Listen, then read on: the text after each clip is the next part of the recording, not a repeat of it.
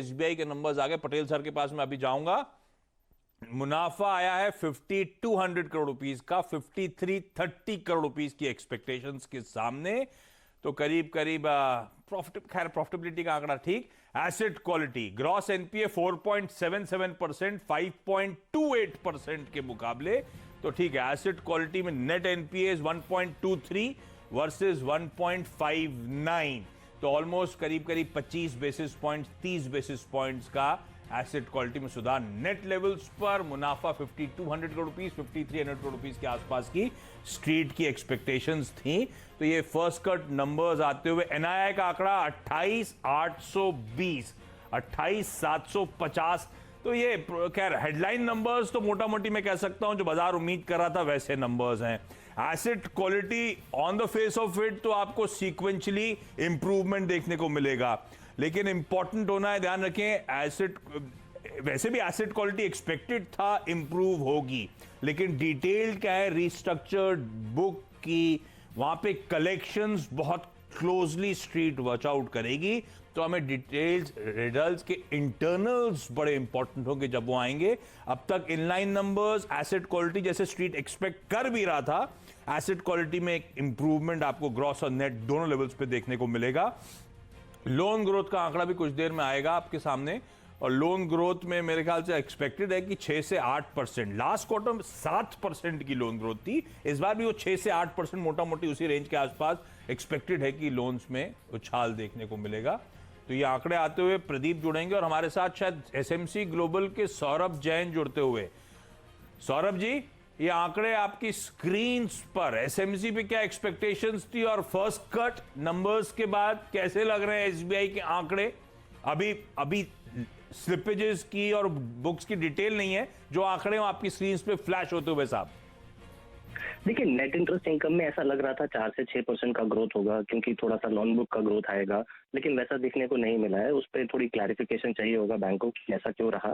लेकिन देखने वाली बात ये रहेगी कि परफॉर्मा एनपी कैसे हैं। जैसे कि मैं स्क्रीन पे मैंने शायद देखा, अभी परफॉर्मा जो एनपी है वो क्वार्टर ऑन क्वार्टर उनमें 81 पे का गिरावट ही है। नेट एनपी 1.81 है 2.08 के मुकाबले। तो आप सही कह रहे हो, प्रोफॉर्मा बेसिस पे नेट एनपीए में सुधार देखने को ही मिल रहा है। हाँ जी, देखिए कमेंट्री काफी ज्यादा इंपॉर्टेंट है यहाँ पर बैंक की, कि उनका जो स्ट्रेस्ड एक्सपोजर है वो कैसा कर रहा है, आउटस्टैंडिंग लोन रिस्ट्रक्चरिंग कैसी चल रही है, और जो रेजोल्यूशन की बैंक बात कर रहे थे कि कुछ कॉर्पोरेट एनपीए रेजोल्यूशन उनका आने वाला है, वो कहाँ तक पहुंचा है।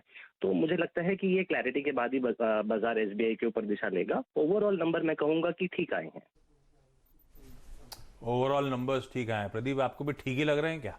देखिए, ग्रॉस एनपीए का आंकड़ा ही सबसे अहम है। हाँ। सारे आंकड़े जो दिखा रहे हैं उसमें से, और हमारा अनुमान था मोटे तौर पे, जो एनालिस्ट मान के चल रहे थे कि ये बढ़ेगा, क्योंकि इस क्वार्टर में सारे बैंकों के लिए, चाहे वो सरकारी बैंक हो या प्राइवेट बैंक हो, जो पूरा असर है क्वारंटाइन पीरियड का वो आया है निकल के।